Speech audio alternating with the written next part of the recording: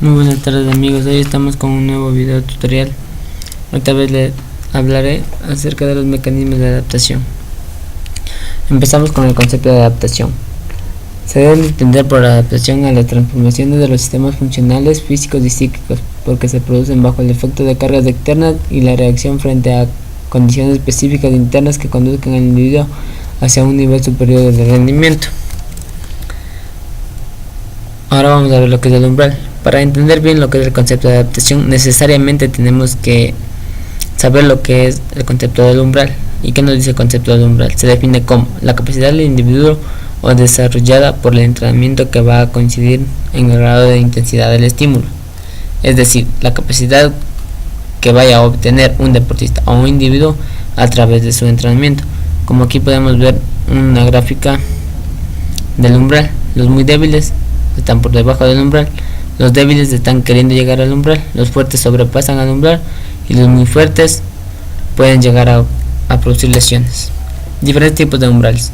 Existe el umbral de entrenamiento, que es la cantidad de trabajo mínimo necesario para producir mejoras, y el umbral de tolerancia, la máxima intensidad que un sujeto puede soportar para un estímulo determinado. El umbral de entrenamiento nos dice que es lo menos que podemos hacer para que el cuerpo vaya a adaptarse, y el umbral de tolerancia es lo máximo que puede recibir el cuerpo y no sufrir lesiones. Síndrome general de adaptación. El síndrome general de adaptación lo vamos a ver a partir de un autor llamado Seyle, que lo define como la respuesta adaptativa y no específica del organismo a toda causa que pone en peligro su equilibrio biológico. Es decir, que el cuerpo va a tener una respuesta específica e inmediata para cualquier tipo de circunstancia que un deportista llegue a tener. Por ejemplo, si hace calor o si hace frío, el cuerpo va a recibir órdenes y va a contraatacar a estos factores externos. Para explicar mejor su método, Seyle describe tres fases, cuáles son: fase de reacción de alarma, de resistencia y de agotamiento. La fase de reacción de alarma nos dice que existen dos subfases llamadas choque y antichoque. En la primera de ellas dará una disminución momentánea de la resistencia, y en la segunda de ella dicha resistencia aumentará debido a que actúan con mayor intensidad de glucocorticoides. Fase de resistencia: no se va a producir disminución de resistencia, pero sí un acomodamiento y un equilibrio, a menos que el estrés sea excesivo. Fase de agotamiento: es una etapa que puede producir enfermedades si es que no la controlamos o si es que seguimos realizando lo mismo. Respuesta específica. La respuesta específica se construye a través del eje hipotálamo pituitario adrenocortical. El estímulo llega al hipotálamo, donde se genera un impulso nervioso, el cual a través de las neuronas preganglionares simpáticas se dirige a la médula adrenérgica, donde se segrega las catecolaminas que suplementan la respuesta de lucha-huida. El principio de supercompensación. El principio de supercompensación aplicado al deporte se define como la adaptación del entrenamiento y se explica a través del siguiente proceso fisiológico. Al realizar un esfuerzo físico de manera persistente, se produce una alteración del equilibrio orgánico que es patente por la fatiga que experimentamos, produciendo una disminución de la capacidad funcional.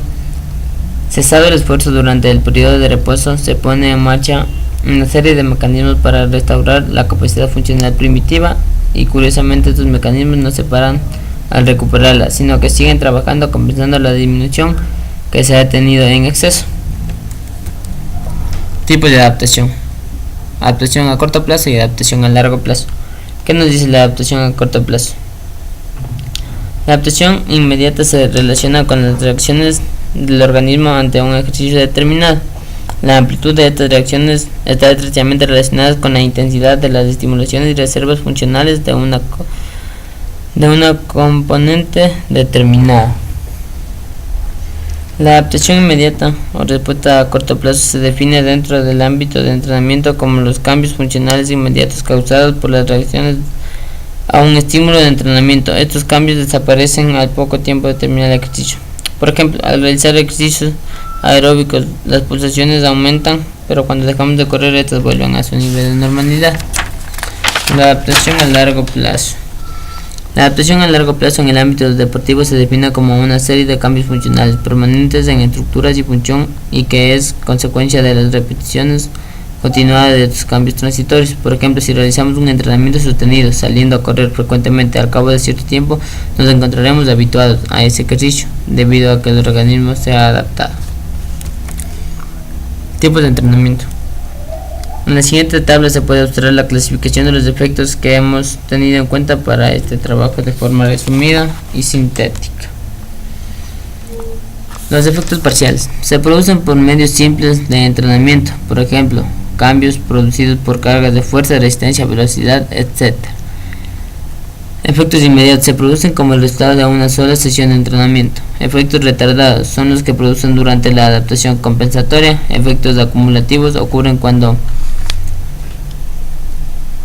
resultados de una suma de sesiones de entrenamiento o incluso temporadas de entrenamiento. Efectos residuales es la resistencia de los cambios físicos tras la cese de entrenamiento, más allá del tiempo durante el que es posible aunque se produzca una adaptación.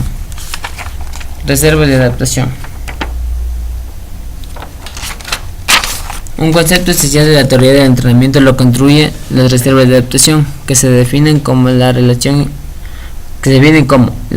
existente entre el potencial y los límites del estado actual de la capacidad del rendimiento de un sujeto y sus supuestas condiciones límites de adaptación. Carga y adaptación. Entre la carga y adaptación existen relaciones que deben tener en cuenta en toda dirección metodológica del proceso de entrenamiento.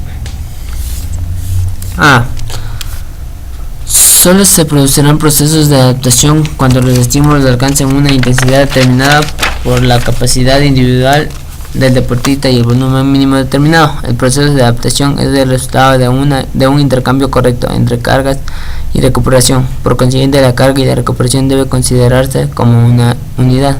Y C. Para que exista el desarrollo estable y rápido, es necesario que los jóvenes entrenen diariamente. Y D. La adaptación del organismo se produce siempre en la dirección que excita la estructura de la carga. Debemos saber que las cargas de gran volumen y de poca o media intensidad de estímulo desarrollan capacidad de resistencia, y las cargas de poco volumen y con una intensidad más fuerte desarrollan la fuerza y la velocidad. Por último, tenemos las modificaciones que se producen en el organismo a causa de un buen entrenamiento.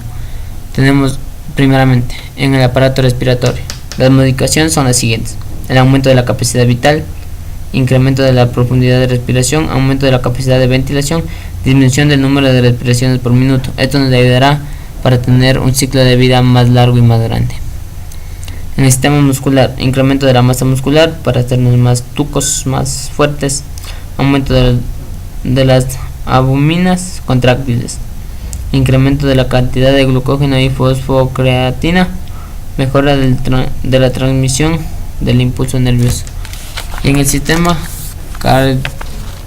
cardiocirculatorio, aumento de la masa muscular del corazón, que es muy importante para la vida, aumento del volumen sistólico, reducción de la frecuencia cardíaca, que nos ayudará a evitar posibles paros cardíacos, aumento de la cantidad de hematíes y por último aumento de las reservas de glucógeno en el hígado. Muy bien amigos, esto ha sido todo por hoy. Espero que el video les haya servido y les haya aclarado algunas dudas.